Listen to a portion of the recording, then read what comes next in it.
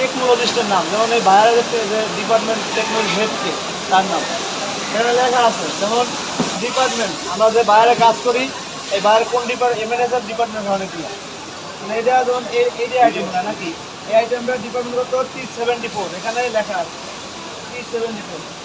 Stock number লেখা আছে। Description, এই ডিসক্রিপশনটা অনেকে ইংলিশে বলে যে ডিসক্রিপশন, এটার বাংলা অর্থ কি? বর্ণনা। বর্ণনার মধ্যে আমরা যে আইটেমের কাজ করি, এখানে ভায়ার যে আইটেমের শ্রেণী ওইটা মেজারমেন্ট শিটে লেখা থাকে। ভায়ার যে আইটেমের শ্রেণী ওইটা কি মেজারমেন্ট শিটে লেখা থাকে। কিন্তু আমরা সাধারণত একটা আইটেমের কথা বলি, যেমন পলো shirt, T shirt, ten top, jacket, leggings, jogger, যেটাই বলি, কিন্তু ভায়ারের ভাষায় মেজারমেন্ট শিটে লেখা থাকে। এটা আপনারা যদি ভায়া জিজ্ঞাসা করে এটা বলার চেষ্টা করেন, তাহলে ভালো হবে। এখানে যে ডিসক্রিপশনটা আছে, বুঝতে পারছেন? এখানে যে ডিসক্রিপশনটা আছে এটা ভাইয়ারে জিজ্ঞাসা করে বলার চেষ্টা করে, ভাইয়ার বা কোনো ভাইয়ারে কি অন্য কেউ জিজ্ঞাসা করে। কিন্তু আমরা সাধারণত যেটা বলি, যেমন এই আইটেমটার নাম কি আমরা ভালো জানি, এই আইটেমটার নাম কি এটা অনেকে বলতে পারবে হয়তো অনেক ভালো। এই আইটেমটার নাম কি?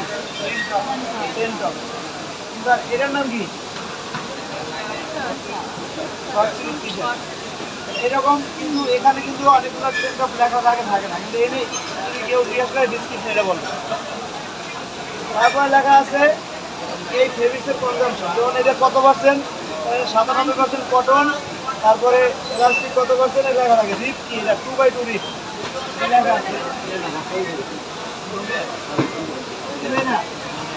রিপটা যদি কেউ জিজ্ঞাসা করে রিপটা কি রিপ, 1/1, 2/2 এরকম লেখা আছে। এই মেজারমেন্ট শিটে লেখা আছে রিপের ধরনের 2/2 রিপ। জিএসএম লেখা থাকে। জিএসএম বুঝি না, একটা গার্মেন্টসে কতটুকু জিএসএম থাকে, গ্রাম পার স্কোয়ার মিটার। কারণ আমাদের এই গার্মেন্টসটার জিএসএম কত এখানে লেখা আছে 230 জিএসএম। 230 জিএসএম। এটা যদি আমরা স্পিডটা করি সবাই আউটপুটে আসলে অবশ্যই জানতে পারবে।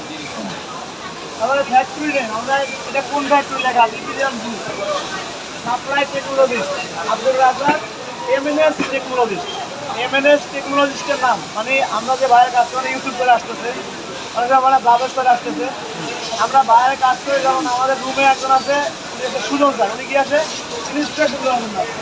কিন্তু এই যে বাইরের হেড, মানে যে বাইরে ডিল করে গার্মেন্টসটা ডিপার্টমেন্ট হেড, ওনার নাম এখানে লেখা থাকে, এই যে লেখা আছে তাহলে এমএনএস টেকনোলজিস্ট আলী ইউসুফ, এটা সব এস থেকে লেখা আছে। এটা যদি পড়েন অবশ্যই পাবেন। আবার লেখা আছে এই এতটুকু M&S, এটার পুরোটুকু সবাই জানি, আমরা জানি M&S লেখা আছে ভাইয়ের নাম, কিন্তু একটা পুরোটুকু আছে না, এটাও এখানে লেখা আছে। তার মানে যে টেক্সটাইল ঢুকে আমাদের মেজারমেন্ট শিটটা মোটামুটি ফলো করি, 80% গার্মেন্টস সম্পর্কে ফলো ধারণা করতে পারি। এই যে একটা ফেব্রিক্স কনজামশন আছে 97% কটন, এটা কিন্তু লেভেলের সাথে মিলবে, হয়তো বা 2-1% কম বেশি থাকতে পারে, কিন্তু লেভেলের সাথে থাকবে এটা 100% সিএমএর শিটের সাথে মিলবে। এটা যদি আউটপুট একটা নতুন স্টাইল আসবে, মেজারমেন্ট শিটটা ভালো করে পুরোটাই করবে।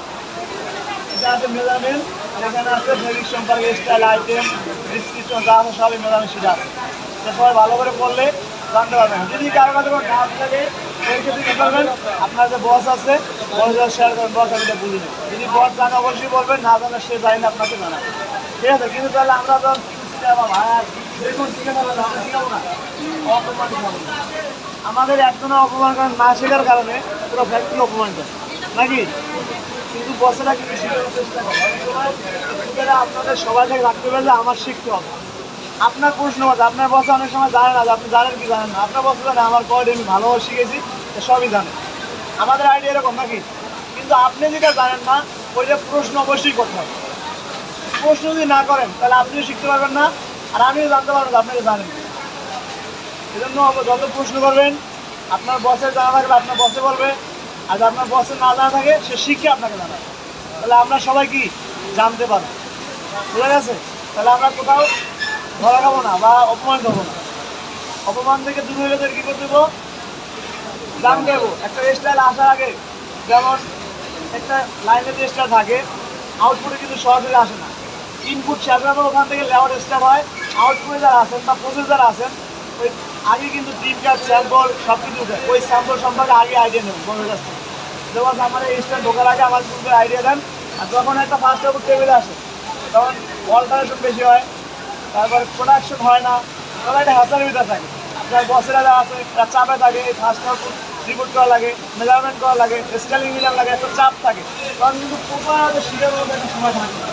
এই জন্য আগে থেকে যেন টেস্টার ঢুকে আগে থেকেই একটা মনে না আজকে টেস্টার লাইনে ঢুকতে ইনপুট যখন দিচ্ছি যার আগে স্যাম্পল উঠেছে কিন্তু আগে বড় বস এইটার সম্পর্কে আমার বলেন আগে আপনি করবেন, যেখানে থাকবেন ওখানে বলেন করতে হবে। তাহলে আমাদের জন্য কী হবে, ইজি হবে। পারা যাবে না সবার? তাহলে এটা করলে আমাদের জন্য আমরা কোথাও অপমান হবে। বুঝতে পারছেন?